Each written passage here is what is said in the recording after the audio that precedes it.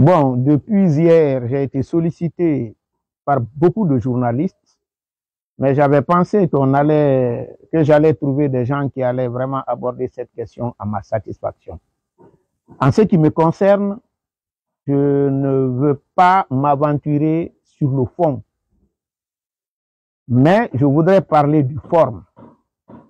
Quand on prend la forme, j'ai lu l'arrêté du ministre. Là-bas, je le dis tout de suite, que le ministre Fana Souma, par rapport à cet arrêté, est incompétent à prendre cet arrêté. Et ça, sur le fondement de la loi sur la liberté de la presse et la loi sur la haute autorité de la communication. Pour ceux qui nous regardent, je voudrais faire la lecture de ces différentes dispositions de la loi sur la haute autorité de la communication et sur la liberté de la presse. Et vous-même, vous allez voir si M. Souma est compétent. Si je prends article 3, c'est la loi 2020 sur la HAC, dispose que la haute autorité de la communication, en collaboration avec le ministère de l'Information et de la Communication, examine les dossiers de création et exploitation des médias audiovisuels. Des médias audiovisuels dans le respect des cahiers de charges élaborés par le ministère. Le ministre de l'Information et de la Communication, après avis de la HAC, autorise la création des médias audiovisuels sur toute l'étendue du territoire national et il retire l'agrément sur saisine de la HAC. Ici, cette disposition même donne un pouvoir important lors de la création des médias. Parce qu'on dit sur l'avis, il demande seulement l'avis de la haute autorité de la communication, qui n'est même pas assorti de l'avis conforme. Alors qu'au fond, moi j'aurais souhaité qu'on dise assorti de l'avis conforme. Mais pour le retrait, le dernier année a dit quoi? Sur saisine de la haute autorité de la communication. Cela veut dire que le ministre ici a une compétence liée. La décision de retrait de l'autorisation ne dépend pas du ministre, mais dépend de la haute autorité de la communication. Et lorsqu'on prend l'arrêté, on lit, nulle part le ministre n'évoque la saisine de la haute autorité de la communication. Le ministre évoque le non-respect des cahiers de charges. Pour le non-respect des cahiers de charges, je vais vous renvoyer à l'article 30 de la loi sur la liberté de la presse. L'article 30 dispose le concessionnaire, c'est-à-dire les responsables des radios, ne sont responsables que devant la haute autorité de la communication du respect des obligations contenues dans le cahier des charges. S'ils ne respectent pas le cahier de charges, ils ne sont responsables que devant la haute autorité de la communication et non devant le ministre de la communication. Donc, si le ministre de la communication décide du retrait de l'agrément sans la saisine de la haute autorité de la communication, le ministre a agi dans un domaine qui ne relève pas de sa compétence. Sur la jurisprudence en la matière, lorsque vous agissez dans un domaine qui ne relève pas de votre compétence, l'acte que vous posez, on dit que cet acte est inexistant. Parce qu'à la différence de l'acte que vous prenez dans votre domaine de compétence, où l'acte peut être attaqué pour être annulé pour une période bien déterminée, lorsque vous agissez dans un domaine insusceptible d'être rattaché à votre compétence, cet acte-là peut être attaqué à tout moment. Parce que, en matière de principe de droit, cet acte-là n'a jamais existé. Donc, je voudrais dire ici, sur le fondement des dispositions de la loi sur la liberté de la presse, dans son article 30 qui dispose que les concessionnaires, c'est-à-dire les responsables des radios, en matière de respect des cahiers de charges, ne sont responsables que devant la haute autorité de la communication.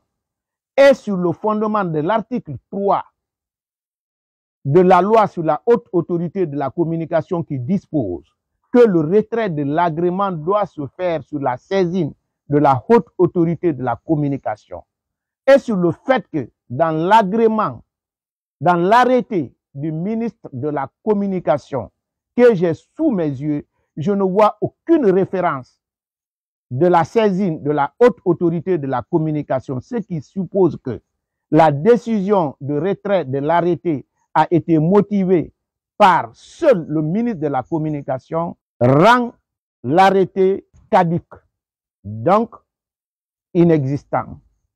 Donc, si on peut en tirer une conclusion, cela voudrait dire que le ministre de l'Information et de la Communication aurait en quelque sorte abusé de son pouvoir, c'est ça?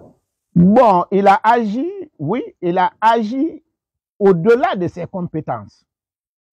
Et pour cela, les promoteurs des radios peuvent également attaquer cette décision devant la Cour suprême, ce qui concerne le fond du dossier, parce que je ne connais pas. Le ministre a dit que c'est sur le fait que ces médias ne respectent pas le cahier de charge. Mais cela ne relève pas de lui. Parce que l'idée de création de la haute autorité de la communication, c'était pour que la haute autorité de la communication assure l'arbitrage entre ceux qui interviennent, que ce soit les partis politiques de l'opposition, les journalistes, les membres de l'exécutif, à travers les médias. Parce que vous savez, dès que quelqu'un a le pouvoir, ça c'est pas propre à nous seulement. Donald Trump, on a annulé beaucoup de ses actes. L'intéressé a toujours tendance d'en abuser. C'est pourquoi on met un contre-pouvoir. Le ministre de la Communication ne peut pas réguler la communication. Si on donne cette prérogative au ministre de la Communication, en ce moment, il faut complètement mettre Croix-Rouge sur la hache parce qu'elle est créée pour réguler les médias.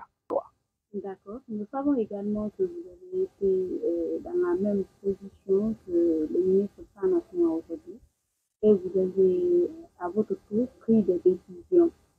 Quelle est la différence entre les deux gestions?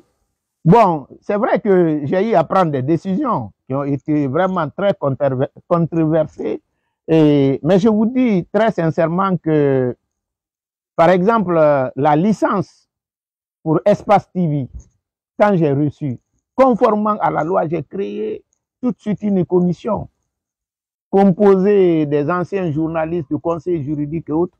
C'est eux qui ont regardé.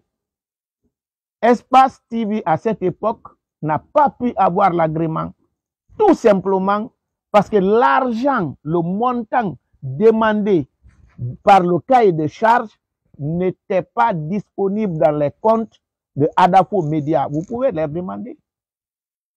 Ça, c'est un. Deuxièmement, j'ai eu à prendre un acte par rapport à Mouktar. Et ça, c'est parce qu'il n'avait pas l'autorisation d'exercer. Dès que cette autorisation a été obtenue, tout de suite, la restriction a été levée. Monsieur le ministre, il y a également une question qui dit que c'est le ministre des Postes et Télécommunications qui est habilité à retirer les agréments, contrairement au ministre de l'Information et de la Communication. Qu'en dites-vous?